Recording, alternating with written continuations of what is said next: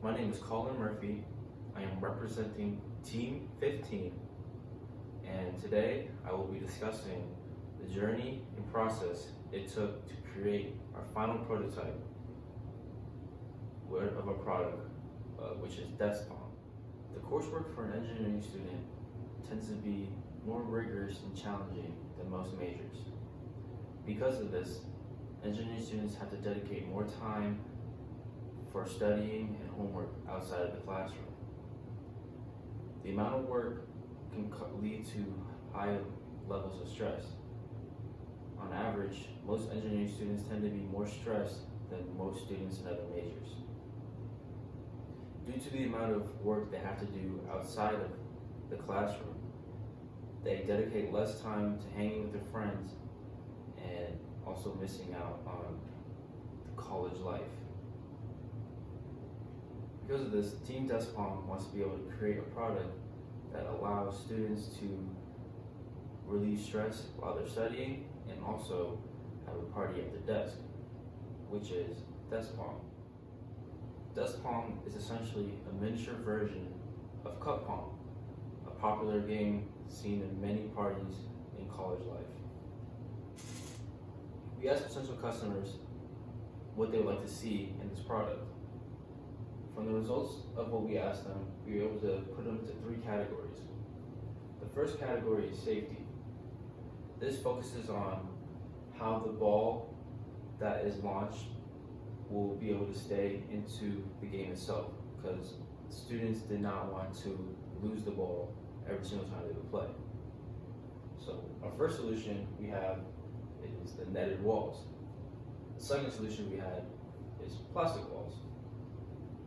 The second category is the launch system. This focuses on how the ball will be launched into the cups. So for the first one, we have a pinball plunger.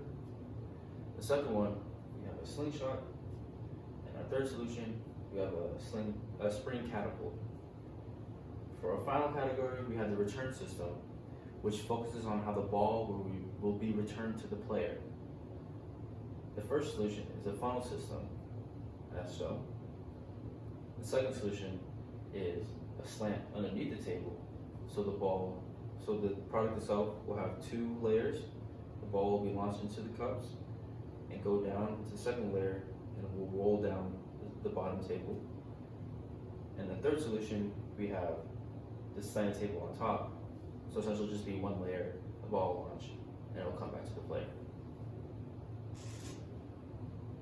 Here we have our concept generation table and our final selection. We put all the categories and all the solutions into a table and came up with every possible solution as so.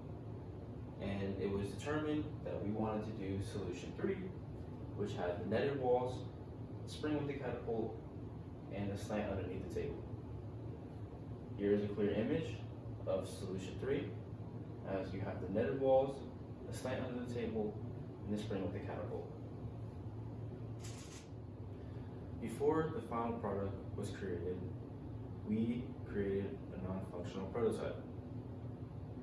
With this prototype, we used it to determine different failure methods that could happen with the final prototype.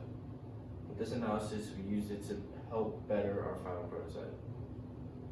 Some of the things that could potentially fail is the cups knocking over after the player has launched the ball to the system. So because of that, we made sure that the cups were attached firmly to the table and would not fall over when the ball is launched. Another critique we had was the launcher being too flimsy and weak. The player could potentially use the launcher and press it too hard and break this catapult. So we made sure that the catapult itself was strong and could withstand a decent amount of force. We also noticed that in our final non-functional prototype that the walls on the bottom are hollow and there are no safety nets or plastic walls to help keep the ball inside the game after it is launched and tries to roll back to the player. So we made sure that our final prototype had walls so that the ball would roll back to the player without any issue. In order to create the product, we had to determine what the cost of every aspect would be. So for solution 3, the tabletop manufactured total cost would be $7. The catapult would cost $1. The catapult pin would cost 25 cents. Launcher base would cost $3, and the spring would cost $2.30, bringing a total of $13.55 per product. Also, you also have to take into account the cost it would take to actually assemble the product. So through the operation table, it was determined that the product itself should take around 19.55 seconds to assemble. And if we're paying a worker on a 15 per hour or 25 cent per minute salary, they should be producing around 184 units per hour, which gives around 8 cents per item. Here we have our CAD model of the assembly. We have the catapult pin, the launcher base, the tabletop base, the spring, and then here we have our final prototype. As you can see, we have the launcher here, the cups in the back. Here this image shows that the cups are hollow and it goes through, and here we have the slanted base at the bottom where the ball will roll back to the player.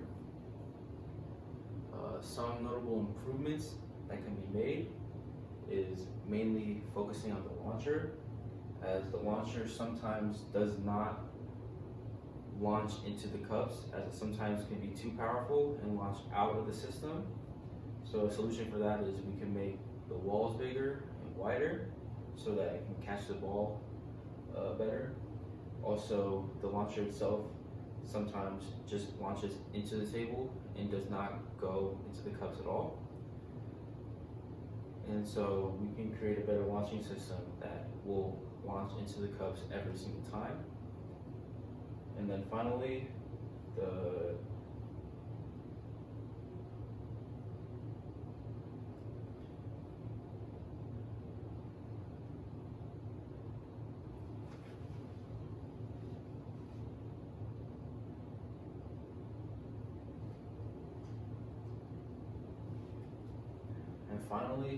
spring tends to fall out of place, so we can create a better mechanism that holds the spring so that it stays in place after every single launch.